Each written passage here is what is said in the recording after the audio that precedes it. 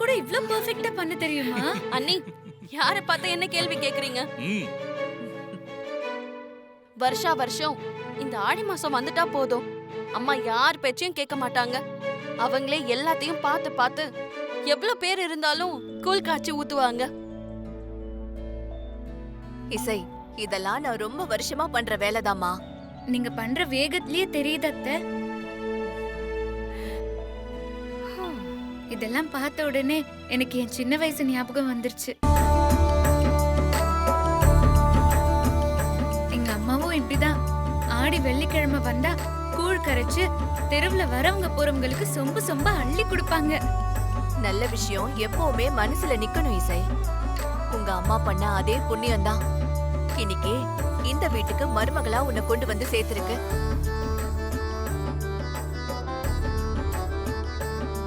இந்த இசை, இந்த அடுப்ப உன் கையால பத்தவை.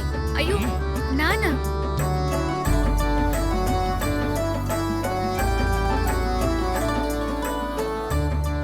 இல்ல அத்தை, வேண்டாம் அத்தை.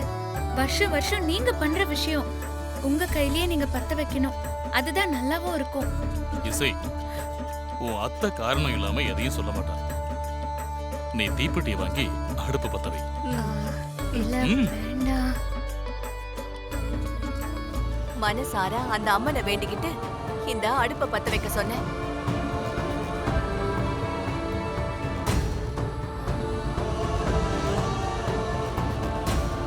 அந்த அம்மனோட அருள் இருந்தா உனக்கும் குழந்தைக்கும் எல்லாமே நல்லதாவே நடக்கும் இசை. இசை, அம்மா தான் சொல்றாங்கல்ல, அப்புறம் என்ன யோசிக்கிறேன்? அடுப்பு பத்த வை. நல்லா சொன்ன ராகவ். அங்க பாரு. ஆமா இசை, நீ அடுப்ப பத்த வச்சாதான் நமக்கு பிறக்க போற குழந்தை என்ன மாதிரி அழகா அமைதியா பிறக்கும். அதான்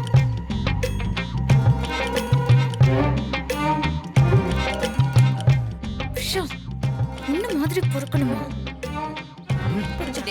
என்னடா விஷால், அம்மா குழந்தை ஒண்ணு மாதிரி மட்டும்தான் பிறக்கணுமா? என் மருமக இசை மாதிரி இல்ல அவங்க தாத்தா பாட்டி மாதிரி பிறக்க கூடாதா?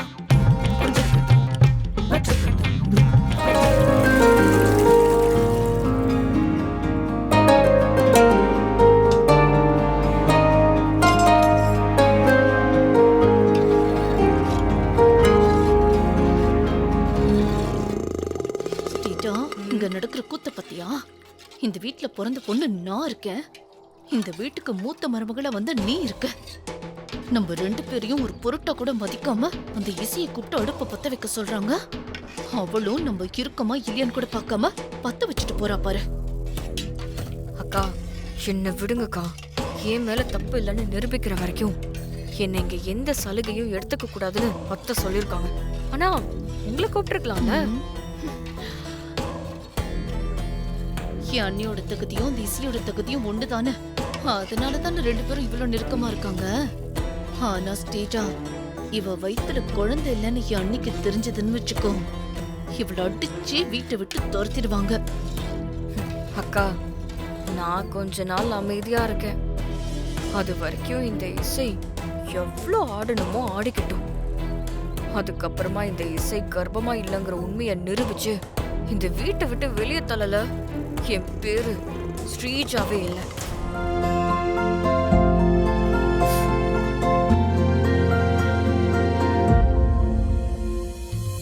அத்தை குடுங்க அத்தை, நானும் பண்றேன்.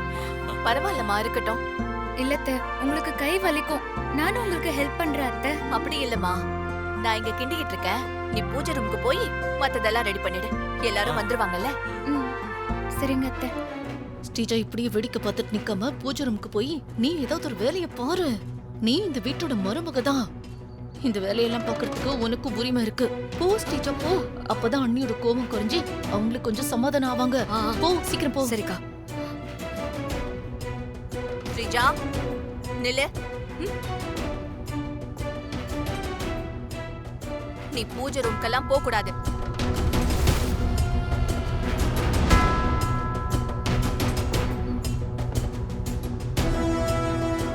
இசை, நீ போய் எல்லாம் ரெடி பண்ணுமா. ஏன் நீ ஸ்ரீஜாவை பூஜை ரூமுக்கு போக வேண்டாம்னு சொல்றீங்க? அவ இந்த வீட்டோட மருமக தானே, அவளும் இந்த பூஜையில இருக்கிறது தானே நம்ம குடும்பத்துக்கும் நல்லது.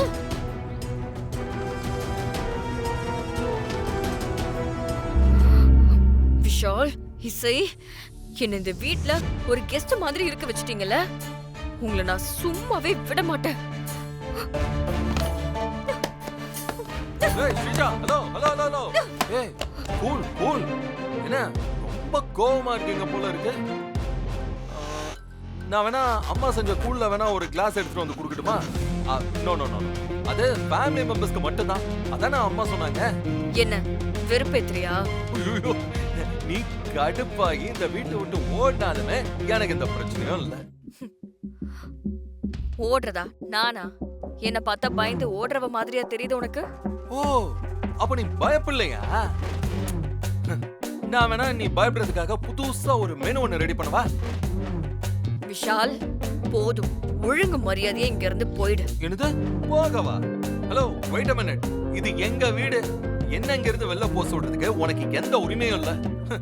சரி பாவம், ரொம்ப டென்ஷனா இருக்கேன்னு பார்த்தா வீட்டுல இருக்கிற பொருள்லாம் தூக்கி போட்டு உடைச்சிக்கிட்டு இருக்க. இவரு நீ வீட்டை விட்டு போகும்போது இந்த உடைஞ்சு போன பொருளுக்கெல்லாம் பணத்தை கொடுத்துட்டு தான் போகணும், புரியுதா? நீ இல்ல, என்னை யாரு நினைச்சாலும் இங்க இருந்து துரத்த முடியாது. போய் முடிஞ்சா உன் இசைய கவனமா பாத்துக்கோ. ஐயோ, இவ ஒருத்தி. அவ சொன்ன பொய்க்கு இந்த வீட்ல மட்டும் இல்ல, இந்த ஏரியா பக்கம் கூட அவளால தலை வச்சு படுக்க முடியாது. பாத்துருவோம். இந்த பாரு, இசை சொன்னது பொய் தான். ஆனா இந்த பொய் இந்த வீட்டோட நல்லதுக்காக சொன்னது. அப்புறம் இன்னொரு விஷயம், இந்த பாரு, நீ இவ்ளோ சதி பண்ணியும் இசைய உன்னால ஒண்ணுமே பண்ண முடியல. விஷால், ரொம்ப ஆடாத. கூடிய சீக்கிரத்துல அந்த வர்ஷினி விஷயத்தை வெளியே கொண்டு வந்து இசைய உங்க அம்மா கையாலேயே வெளியே தொல்ல வைக்கல, என் பேரை நான் மாத்தி வச்சுக்கிறேன். உன் பேரா ஃப்ராடு? இல்ல இல்ல, அப்படின்னு வேணா பேரை மாத்தி வச்சுக்கிறியான்னு கேட்டேன். அம்மா எல்லாரும் வந்து வாங்கிக்கோங்க. அம்மா எல்லாரும் வேணுங்கிற அளவுக்கு வாங்கிக்கோங்க.